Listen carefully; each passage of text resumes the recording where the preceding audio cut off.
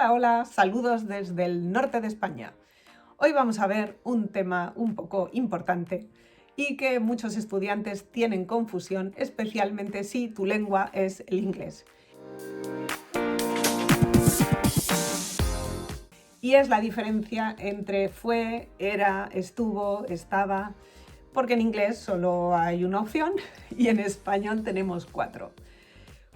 ¿Por qué esto es tan complicado para vosotros?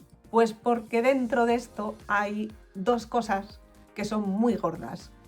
Una es la diferencia entre ser y estar, y por otro lado es la diferencia entre indefinido y el pretérito imperfecto.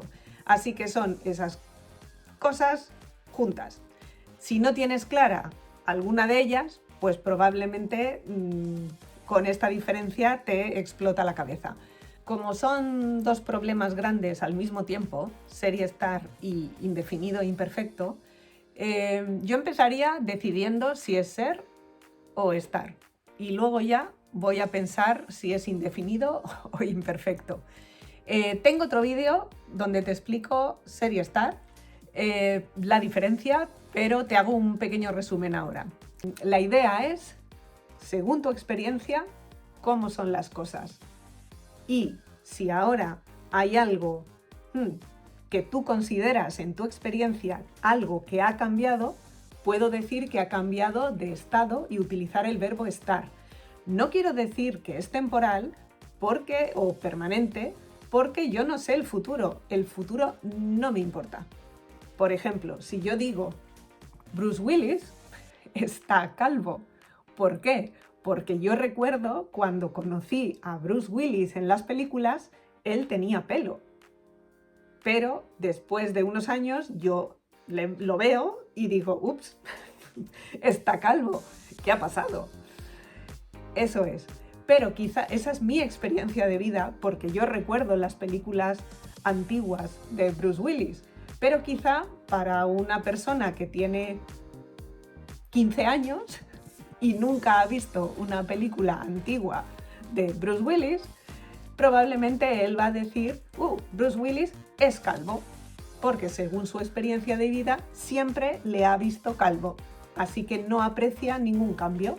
Yo, si aprecio un cambio, entonces lo digo con estar. Por supuesto, ya sabes que el verbo estar también se usa en general para hablar de localización, ¿vale? Ese es muy fácil y eso lo vas a detectar súper fácil. Ser sería fue o era, y con estar, estuvo, estaba. Lo dejamos ahí, vamos a ver el siguiente tema. Indefinido o imperfecto. Recordamos un poquito. Con el indefinido, yo valoro la experiencia como algo terminado. Por supuesto, los dos son pasados y son cosas que han terminado en mi vida. Ese no es el problema. El problema es que yo valoro el tema como completo. Hay un principio, hay un medio y hay un final. Y toda esa acción es completa y yo estoy fuera y la valoro como algo completo.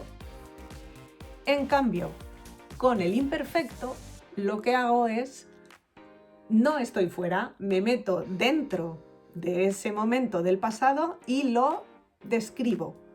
Estoy dentro y no me importa el principio y no me importa el final. Simplemente estoy dentro contemplando ese momento del pasado. Primero voy a pensar que necesito ser o estar. Y después voy a pensar, ok, vale, ya lo sé, ¿ahora qué necesito? ¿Indefinido o imperfecto?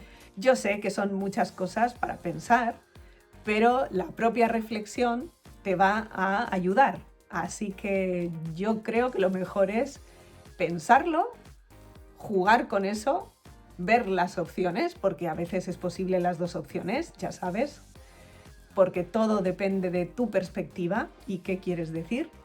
Y a partir de ahí decides. Te animo a que sigas practicando este tema.